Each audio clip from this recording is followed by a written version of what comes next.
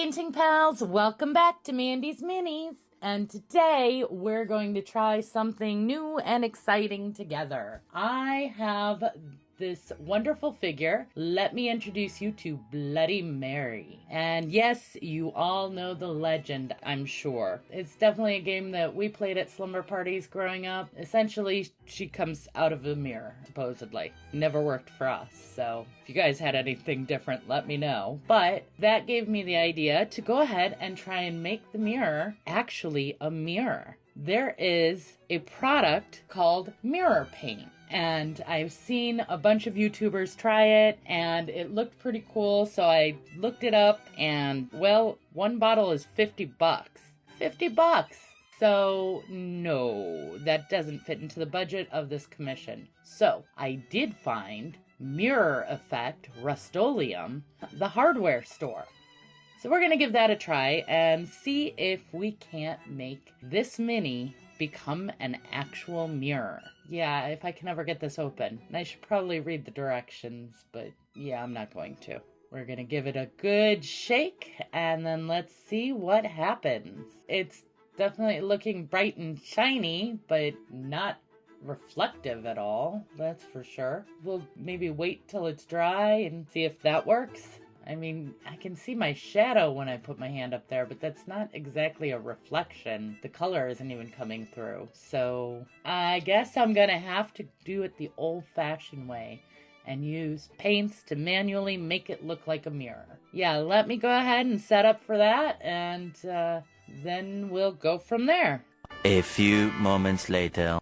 Okay, hey guys. I actually took a minute and read the directions like I probably should have. And it says that it needs multiple coats. So let's try that and, try doing as the directions say. What a concept. Always read the directions. That's long and short of it. So here we go. Coat 2.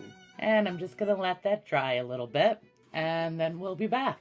Okay, so here we are after the full amount of coats, and there's still no reflection. It's nice and shiny and looks like chrome, but that's not a mirror. So I'm going to use Nightmare Black. It's a Reaper paint. Any longtime viewers will know that it's one of my favorites because it's a blue, but if you put enough of it on, it looks black. So it has a really good range from blue to black, all within one bottle. And it just makes a more interesting black, and anytime you're going into the blues, it kind of works really well. So I'm going to go ahead and base coat all of the glass in this color, and then I'll be right back.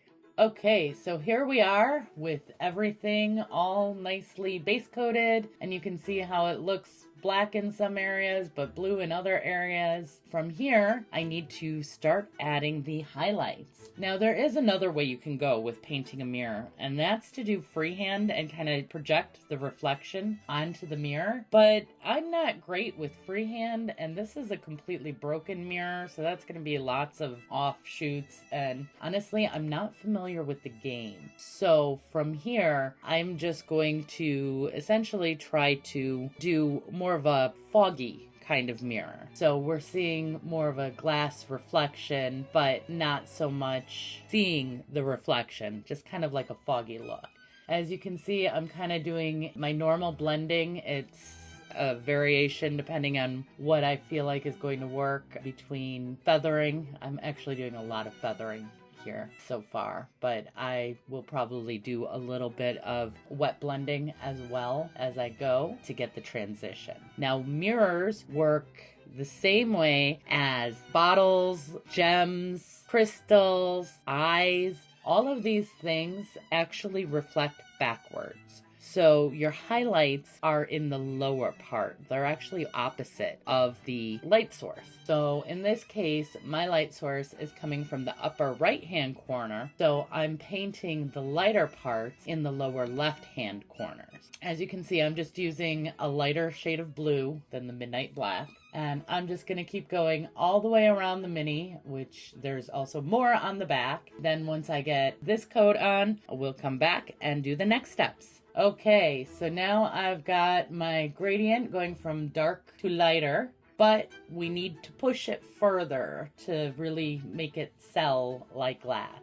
though you can kind of start seeing it work. But we're going to come in even lighter, a lighter shade of blue, and carry that gradient down. And so this is going to be more feathering. And then because I have such a high step here, I'm actually going to go ahead and do a little bit of wet blending. There we go, getting a good amount of water, good amount of the paints on there. And if you don't know how to wet blend or the feathering process that I'm talking about, then you need to check out my other video that I just did, the one I did for New Year's, that is talking about those techniques. And you can see here, my wet bed gets really, really wet. So, you got to work fast so that you can get those different colors on there and blended before they dry. So I do work with a lot of water. And I'm going to keep going and carry this on around the rest of the figure, and then I'll be back. Okay, and here we are. And as you can see, it doesn't even have to be the best blend, but I went ahead and did one side because this is taking a long time. So we're gonna go ahead and finish up this side on camera. So from here, everything's looking pretty good. You can see it kind of has that glassy look, but here's my secret. Titanium white, and this is a heavy body acrylic by Liquitex. And that is going to look brighter than any white acrylic you own. It looks whiter than white. And I'm just going to go through and edge highlight, because those are going to be what picks up the most light and what defines the shapes. And that's going to really kind of be the final step in selling it. And you're going to be able to read the piece a lot easier once those are all defined. And edge highlighting is really easy when you get the right angle on it. Basically, you use the side of your brush to hit the edge and leave a nice sharp line. But sometimes it gets a little too thick and you could have to go back and forth. And especially when you're doing a weird, like a rounded edge, it can be a little bit weird. So that's something that you just want to work with. But some areas are just super clean and simple and easy to do. And it's actually a lot of fun. But other times, it'll make you tear your hair out. It's one of the easiest, hardest techniques because it all depends on the edge. And as you can see, I'm struggling a little bit there. And when you start struggling like that, where the paint's not coming off so easily, that means you need more water. Water is almost always the answer. Once we go around here, you can see this is really starting to look more like an actual mirror. All right, and well, I'm actually still working on this figure, but through the magic of editing, you guys get to see the final product, and there she is in all her glory, or blood. Maybe all her gory? She's Bloody Mary. She's got to be covered in blood, right? I hope that this was helpful and you were able to get something from it. Let me know in the comments, and let me know if you ever had anything creepy happen when you tried the Bloody Mary game at your sleepovers and whatnot. Those are always fun to hear. And I love chatting with you. I always respond to all questions and comments. Thank you again for watching. A very big, special thank you to our patrons. We absolutely love you. You're our heroes. And I'm going to go ahead and wrap it up there. So thank you all again. And until next time, have fun and keep creating.